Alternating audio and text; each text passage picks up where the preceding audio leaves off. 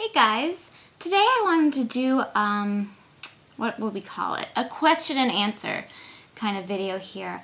I got an email from a subscriber who actually was inspired to start a blog, and I hope she doesn't mind me sharing. I'm sure she doesn't. But the name of the blog is Organized by the Disorganized, which I thought is so cute. It's on Blogspot. I'll put the link right here, and then also in the more info bar below if you want to check it out. Her name's Ayesha, and she's from India. Almost positive. Hope I didn't say that wrong. Sorry, Ayesha, if you're not from India. I'm almost positive you are. Anyway, she sent me a list of 15 questions that she asked if I would be willing to answer for her blog, and I said, well, sure, but maybe I should film it and post it on Organized Like Jen so other people can see it who maybe aren't familiar with your blog yet. And she's like, oh, that would be great. So we didn't actually talk to each other. I'm just kind of improvising here. We emailed. But so I have my list of questions here printed out. So if I'm looking down, that's what I'm looking at. And I'm just going to go through them and answer them as best I can. I haven't actually read them ahead of time, which probably wasn't the best idea now thinking about it. But I'll try not to blabber on and on forever, as I ought to do. I tend to do that. Okay.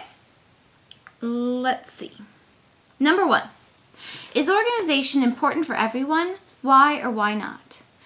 I would say yes, it is important for everyone, but there's no one type of organization fits all sort of deal here. I think organization can mean extremely different things to different people because we're all, as much as we're all very similar in many ways, people have little tendencies and quirks and discerning features that are not the same for everybody, and that's why one kind of system there's no one system fits all for organization. But organization for me can mean a lot different than it means for you, but I still think it's equally important to have some sort of structure or like a system that helps you stay on top of your own life. And it doesn't have to be like you make lists and you have folders and you love Post-it notes. I mean, it doesn't have to be like that. I think it can look very different for different people. But like I said, I do think it is important because otherwise when you lose track of things, you kind of lose track of yourself. And sometimes all that people need to be organized is just to figure out a few key components that work for them. So that can be anything from, filing your important documents or, separating your utensils by type in the kitchen or, just kind of managing your time even on the simplest scale to make time for yourself. Organization has a large range of possibilities, but I do think it's useful for everybody. But like I said, my husband, for instance, his way of organizing is to make piles of things in his office. Now, I only tidy up in there once a month because I don't want to interfere with his system because it works for him, even though it really doesn't work most of the time. But whatever, that's what he wants to do for himself.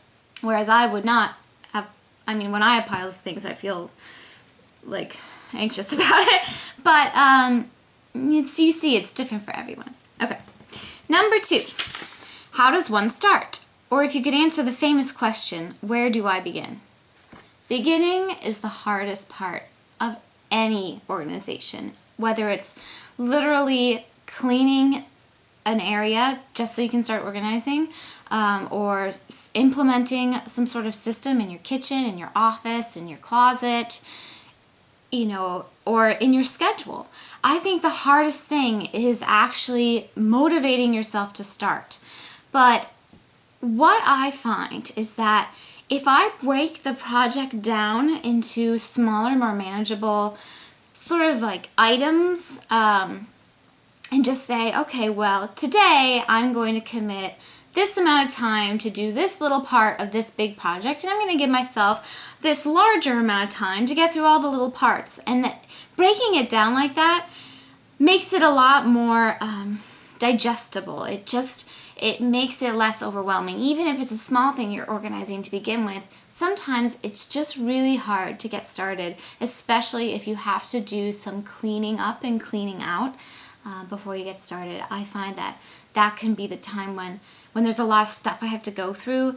That's like when I'm the least motivated. But if I just allow small chunks of time to try to tackle one section at a time, it gets the ball rolling, and I get into this kind of like groove and this sort of mindset where I like get in the project. And sometimes it takes longer than others, but I usually get there. And then you really get into it, and the ball starts rolling faster, and the project ends up being done eventually. It might take longer than you first think, but getting started, I think, is best if you just make it manageable for you. Don't set such a huge goal to finish all at once, baby steps. Okay. Tips to stay motivated. Well, that's kind of the same thing. So motivation sort of waxes and wanes, as you all probably know, but I find for me personally, and motivation is going to be different for everybody, but for me, my motivation is I get anxious when I have a mess. I'm actually surrounded by piles of stuff right now that I'm going to film about after this, and that's why I'm pointing at these things. You can't see me pointing anyway, but being like surrounded by these piles of things on my desk here is making me anxious. And it's true for any other surface. If I see piles of stuff that aren't properly put away, it just makes me feel a little stressed. It's not like, panic attack, but it just adds to my already existing anxiety, it's kind of like baseline anxiety. And I don't need any more anxiety or stress in my life. So that really motivates me. Now, at the same time, when I am extremely stressed or anxious, I find myself really struggling to get motivated because it kind of, stress can zap all the motivation like right out of you. But again, if I break it into really small, manageable tasks, like I said for the last question, that seems to make it easier. And when I'm really, really stressed, I'll make them the tiniest little things to be like, okay, 20 minutes today, we're going to tackle this one pile. And once I get through that pile, I usually feel so much better that I'll start doing another one. So that's kind of how I stay motivated. But for other people, it might differ. It might be like, oh, well, if I clean this and then I can, finally find this stuff, and then maybe I can, get some cute little organizational things to put on my desk. And I don't know, I can only speak for myself, but everybody has different ways to motivate. But for me, it makes me feel less stressed if my environment's orderly. So that's my motivation. So find what motivates you and use it. And really, you gotta really think about it and really consider well, I know I don't really want to clean this or do this or whatever, go through this stuff, but in the end, it's going to make me feel blank, and that is worth the effort I have to put in. So, like I said, smaller, make it manageable, smaller bits at a time. Number 4, what can one do if they have a small space? I can't emphasize enough, kind of on a regular basis, weeding through your things and sorting out what is not essential. If you have a small space, you shouldn't have a gajillion and one things. Now, I'm such a hypocrite to say that because in college, for my last couple of years of college, I had a single dorm room, which was probably I want to say it was 10 by 10 feet, and it had 3 huge pieces of furniture in it, a desk, a wardrobe, and a bed. I managed to pack so much stuff into that tiny room. Maybe it was 12 by 12. I highly doubt it. It was tiny.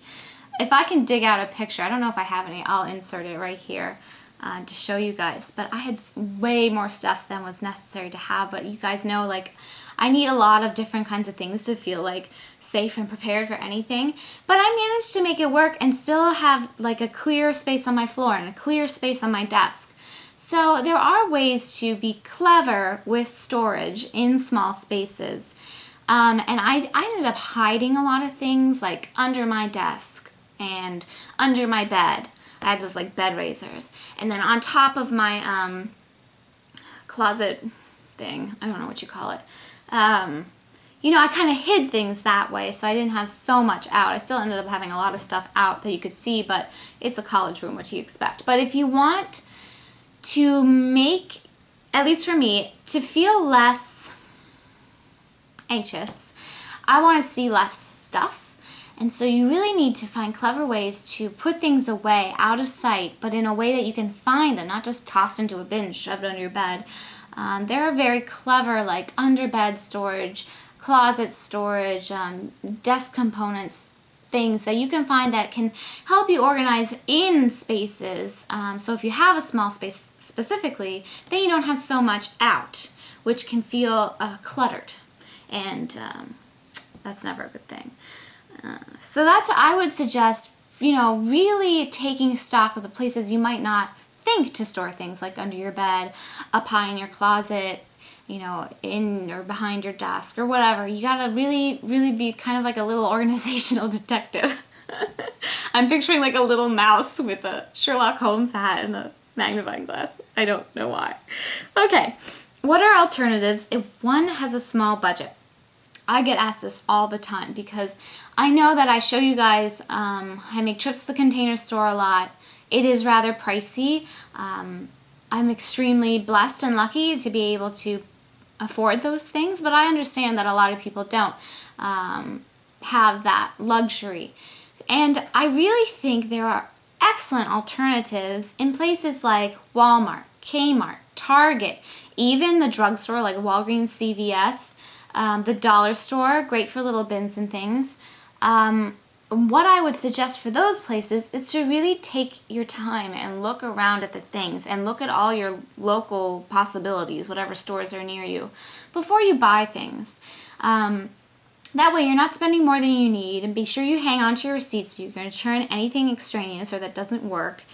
And be sure to return them in a timely manner, because some places, you know, you have to return things within a smaller period of time.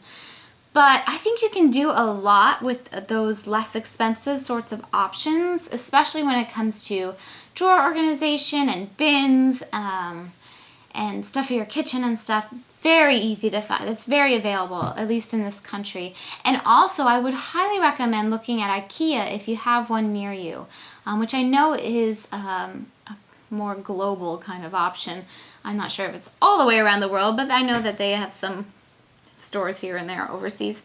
They have a lot of great things for a very reasonable price. When I was first graduated from college and we had our first apartment together, before we moved into our condo, before we moved into this house.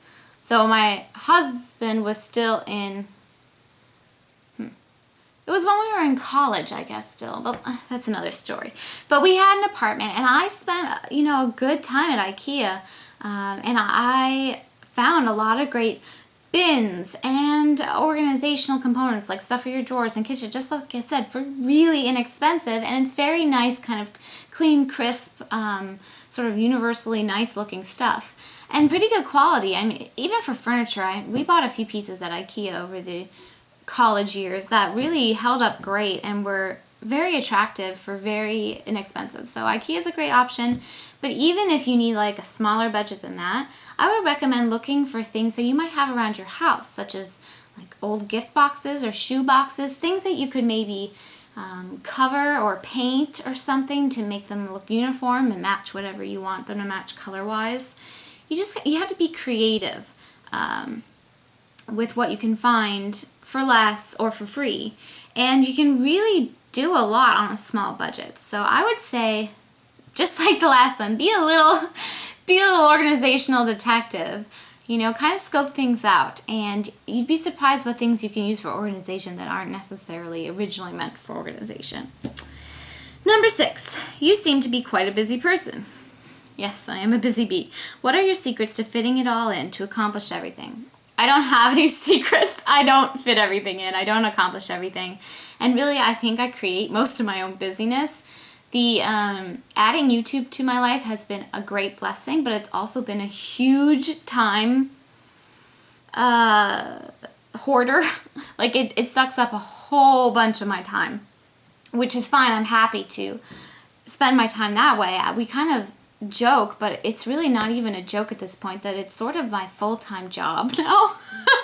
Because most of the time I'm either filming something for YouTube, organizing something for YouTube, editing something for YouTube, communicating with people from YouTube. It's a full-time job. It's a great job. I love it.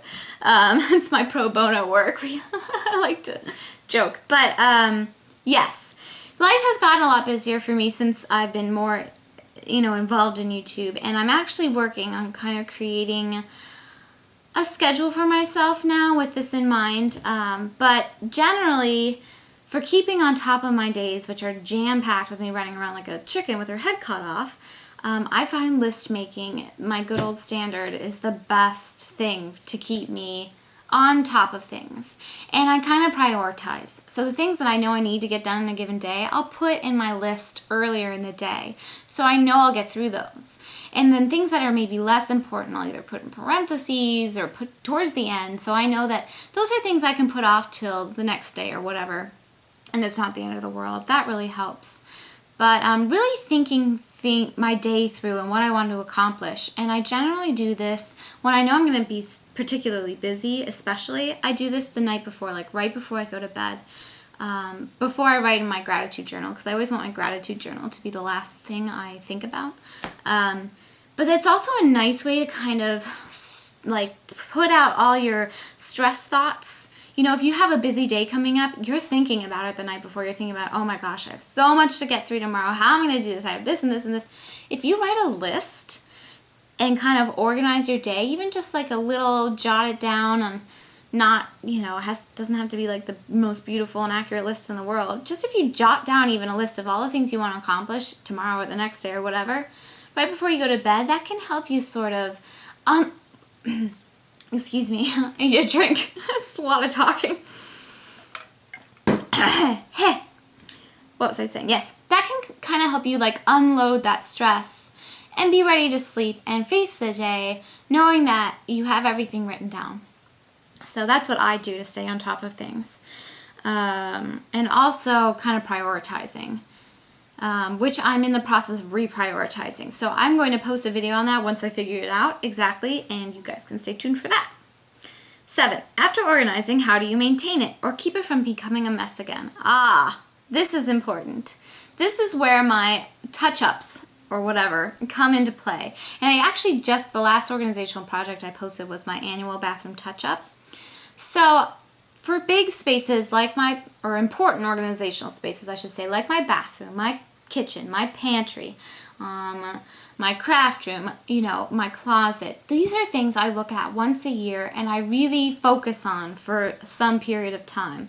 But in between that time, depending on the space, I will kind of weed through things and just make sure I'm not over accumulating, make sure things are getting put back in the right places, because I do live with a man and things don't always make it back where I want.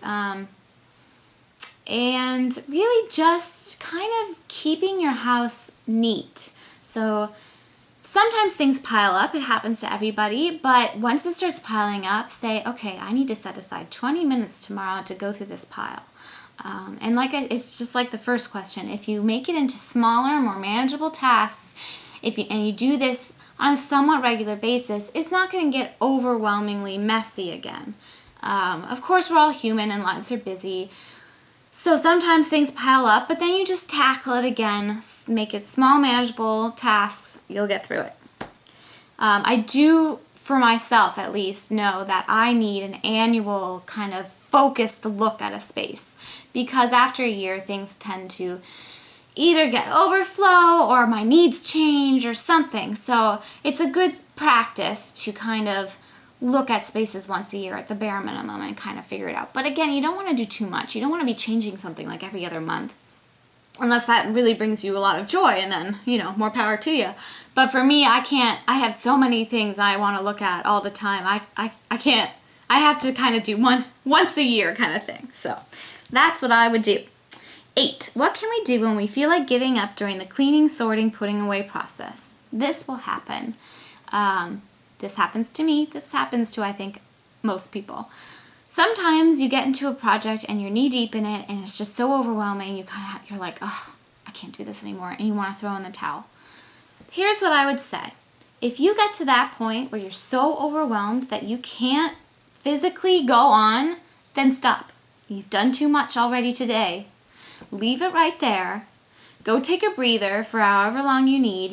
Maybe go for a walk or have a cup of tea or drone out and watch some YouTube for like half an hour. Take 30 to 60 minutes not thinking about the project and not doing any other work if you can squeeze in the time.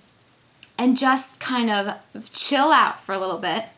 And then after this time, and you feel like you're coming back to normal and you can breathe and you're not hyperventilating and you don't feel quite so overwhelmed, sit down and think about your project and think about how you can further break it down into more manageable pieces, because obviously what you thought was manageable was not manageable for you at that particular time. Doesn't mean that you can't handle those sorts of projects on any other day, but on this given day it was too much.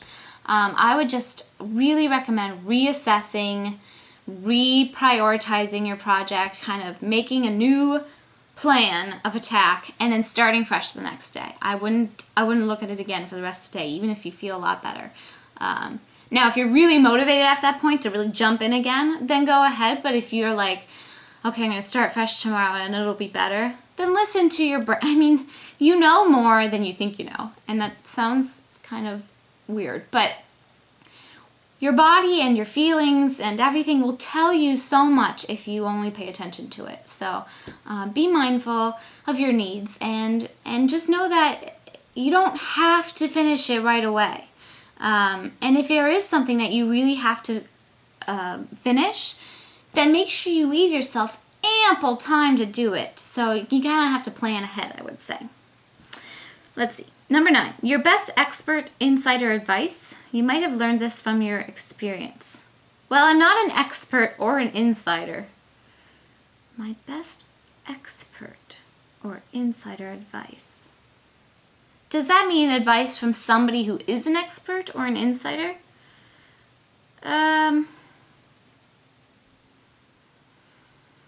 I'm not sure exactly what that means, but if it means for me personally to give it my best advice, I think I've said it like 8,000 times. My best advice is to break it down into manageable bites. That's my best advice. That's really what helps me get through things.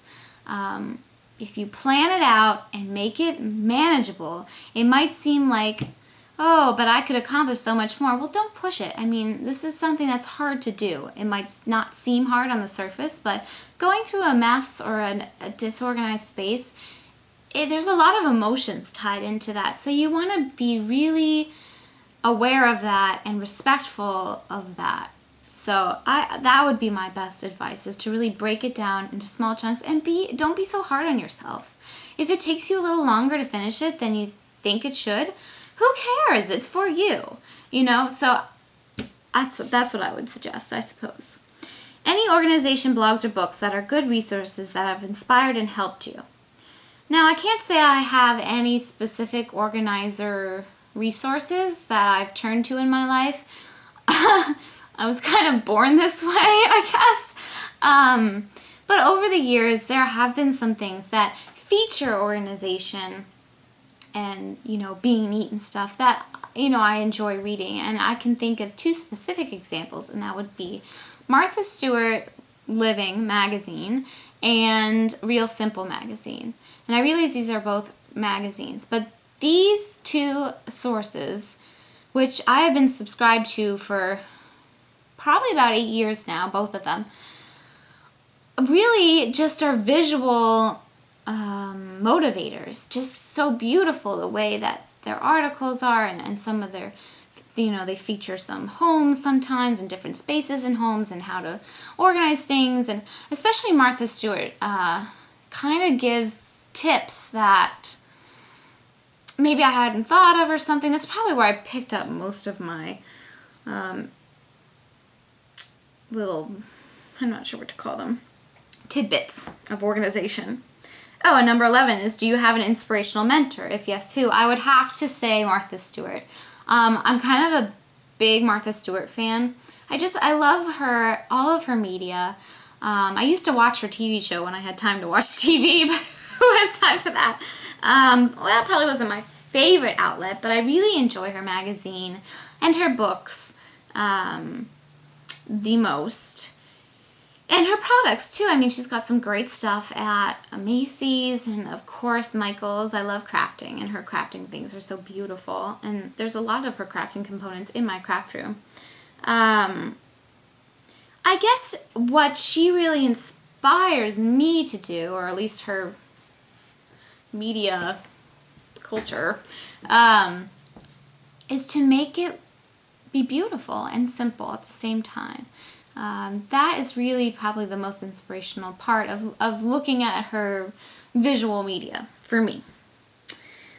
Number 12, what have you learned about yourself through your organizational journey? Well, my organizational journey has been a lifelong journey, and I'm continually learning about myself on a daily basis, on a momentary basis. Like every minute I'm learning something new about myself, but specifically through my organizational journey, I have learned that I really thrive in structure, that I feel the best, I feel the safest and the calmest when everything is sort of in place as I see it should be for me. When there's not so much clutter, I feel like I can breathe better. And I function better when I have a plan. So that, I guess, is what I've learned about myself. And I've always known these things, but you kind of relearn these sorts of things about yourself because you know them, you know them, but somehow you forget. You know what I mean? There's that great Winnie the Pooh quote. It says, "I do remember, but when I try to remember, I forget." I say that all the time. Me and Don say that all the time because it's so true. But that's totally applicable to your knowing yourself. It's like you know these things deep down inside are true, but then you kind of get lost in the bustle of your brain and you kind of forget, but you know all along.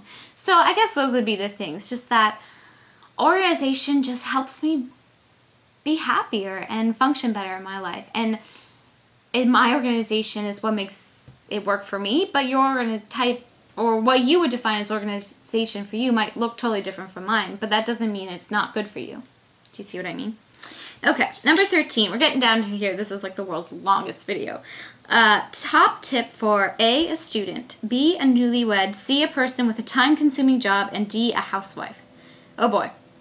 Top tip for a student would be to really be on top of your schoolwork. And for me, I was a very dedicated student. I really loved school, like a lot. And for me, what helped me keep on top of my schoolwork was, and I know this might not sound palatable to a lot of people out there who are in school, but I would always try to do my homework, as soon as I got home from school. I'd come home from school, I'd have a little snack, and then I'd sit down and get through my homework. So then I could relax after it was done and not have to worry about it for the rest of the day or evening. And of course, as you get, older and your school workload gets more larger, you have less and less free time as it is. And I just think it's very stressful if you put it off until the last minute. Now, I say that, but on the other hand, my husband, Don, worked exactly the opposite way. Although I don't know if this is the best example to be giving, but he is an extremely bright, gifted mind. He's just really, really smart. And he's the kind of person who can read something once and know what it says and remember what it says. I have to read something like 20 times before I can really understand it and be able to recite it back to you. But he's just very, very fortunate and blessed to be that bright. And then he always waited and procrastinated until the last minute to do his schoolwork. And he still does it now with his work, but it works for him. So really, again, with all of this, you have to find out what works for you. But I know that this could probably help a lot of people out there who are in school. If you tackle the hardest things first, your hardest assignments and your hardest projects and whatever, and you do them, as soon as possible to when they're assigned, the information is still fresh in your brain, so you're better off remembering like what it is you have to, put out there, and B, you're going to have finished it, the hardest thing, and everything else will be so much easier, and then you're done and you can relax. And you can really relax because you're not worried about the schoolwork you haven't yet done. So that would be my top tip for a student. For a newlywed, this doesn't really have to do with organization, but I would just really work on being an excellent communicator with your spouse.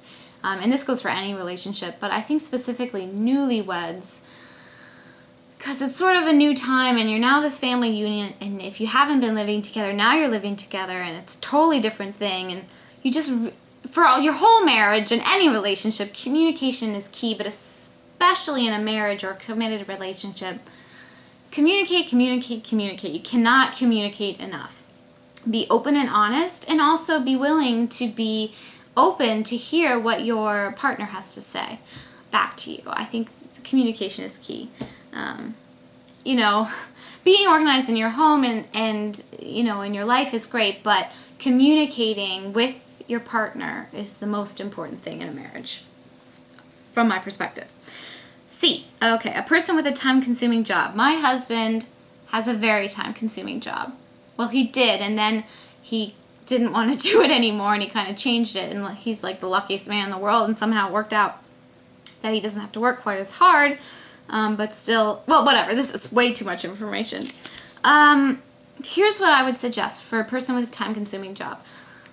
I don't have a job, so I can't really speak from experience. I was a very dedicated student, like I said, and that was kind of a full-time job. And I live with a man who had a very time-consuming job, or has, or whatever that situation is. I don't really want to go into it, but I would say the most important tip is to give yourself time to just be yourself and to just kind of recharge at least once a day for at least a half an hour. Even if that means you have to like lock the bathroom door and like just sit in the bath and like, you know, the kids are pounding on the door and your husband's like yelling down the stairs, dinner's ready. You just say, you know what, this is my time. I need this time for me. Because if you don't have time for yourself every day, you're not gonna be very happy for very long. I mean, I guess I can only speak for myself, but I think it's really important to schedule in me time if you have a lot of work to do. Organizing your house and cleaning up and stuff, that's really important, but if you're not happy, it doesn't matter how clean and organized your home is, you're not going to be happy. So even if you really need that time to like clean the kitchen or something, make time for yourself first, I would say. And that's kind of the opposite thing of what I said for the student, because it's a little bit different. But I don't know. When money gets involved, like when you're making money and it's your livelihood, it kind of changes. It's not the same as being a student, I think. So I would definitely put yourself and some me time as very important. And D, a housewife. Housewives are sort of underrated post-feminist movement here. Yeah, I could say a lot about that, but I'm not going to. Being a housewife, for me, is a choice. I choose to be a housewife, and it's the job I always knew, even as a very small child, that I would excel at, and I always knew that I would be a housewife. I just knew it, and I went to college, and I got a great education and stuff, but, I mean, that doesn't change anything, so I had options, and I continue to have options if I want to be, you know, something other than a housewife, but I don't, and while I can, I'm going to enjoy it. My top tip for a housewife, again, just like the time-consuming job, and this goes for especially a stay-at-home mom, schedule in me time. Yes, it's nice to get your work done and have a clean house and all that, but if you're stressed and unhappy, it doesn't matter how clean and sparkling and shiny your house is. It really doesn't, because you're not going to be happy with yourself if you don't have me time. Now, that being said, if you have kind of a looser schedule like I do, and you have the ability to kind of make your own schedule and make what, you know, it work for you. So I have a lot to accomplish in a day, but I can kind of arrange it any way I see fit for the most part. I like to do all of my work in the meat of the day. So in the morning, for me that's the morning, then I take a nice break for lunch. I usually give myself at least an hour for lunch. And then in the afternoon. And then by the late afternoon, I like to kind of wind down a little bit because by that point I'm pretty tired. And then of course there's dinner, making dinner and cleaning up, and that's another outburst of energy you have to put out there. But then after dinner, all bets are off. Maybe occasionally I have to edit a video or something, but I'm sitting down, I'm having a glass of wine if I have to do it. Most of the time I want to be in the bath, reading a book or watching a program with my husband after dinner. So you kind of have to, make time for yourself and also make downtime to spend with your family. If you're no good to your family if you're running around doing stuff all the time and not spending any time just being with them and not doing, if you know what I mean. So I would say make time for yourself and prioritize it the way that you see fit. For me, that's later in the day. I want time for myself and to be with my husband. But I do schedule in little bits of time for myself throughout the day. So that works out well for me. 14, is there such a thing as being over-organized? Well, yeah, I think there's such a thing as being over anything. If you take it to the point, and this goes for anything, where you can't enjoy your efforts anymore, if it's like become more effort than enjoyment, it's too much. If you find yourself constantly organizing, it's never perfect, you're never satisfied, it stresses you out even more because it's just not how you want it. You're doing too much. You need to take a step back, take some time, calm down, have some nice grounding me time, reassess, and replan.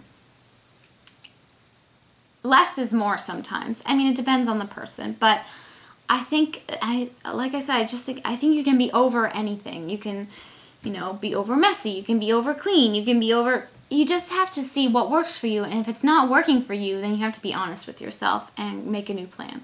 Time for a change. And lastly, number 15, how has YouTube affected your organizational process? Well, I've talked about this before, but when I started this channel early last summer, so I think it was June. Yeah, like June 26th or something, isn't that it? I don't remember. But when I started this channel, I originally started it because I needed help. I was going through a very anxious time, and I needed help kind of getting motivated to start my projects. And I thought, well, if I film them and kind of make a project out of that, because projects do motivate me, being the ever dedicated student that I am. That's why I basically started the channel, was for me, and it continues to be that way.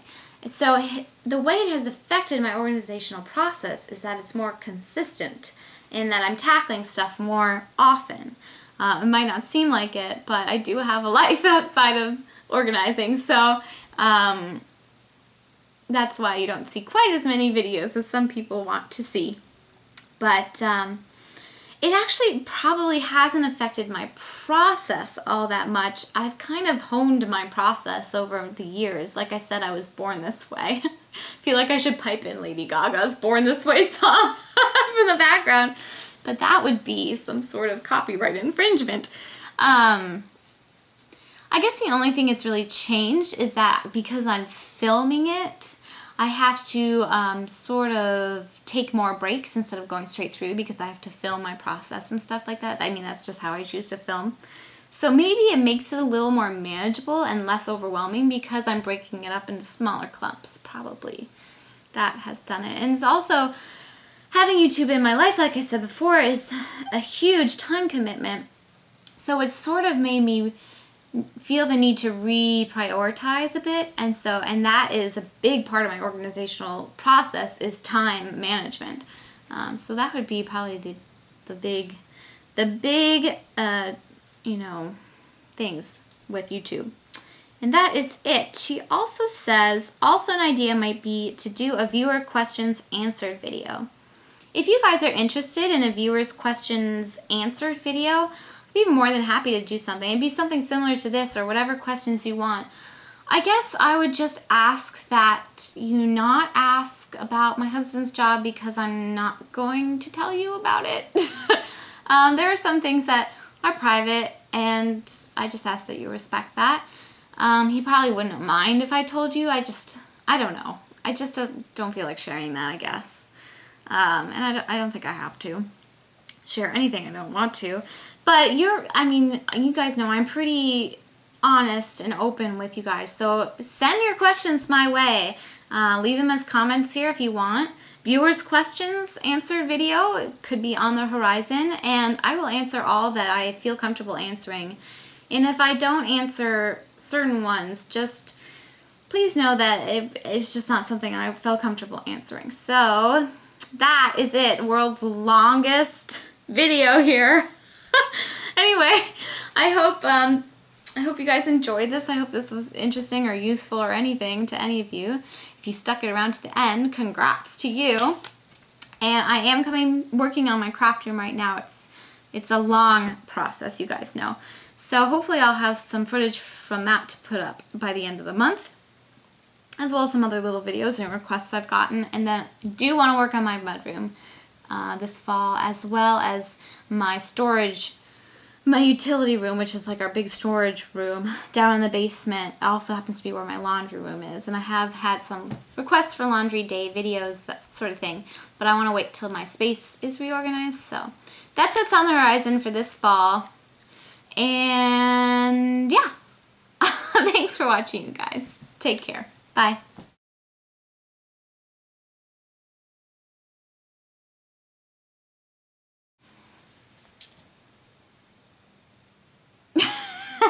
Right. Yes. Okay. I wonder if I should turn that light on. Well, whatever.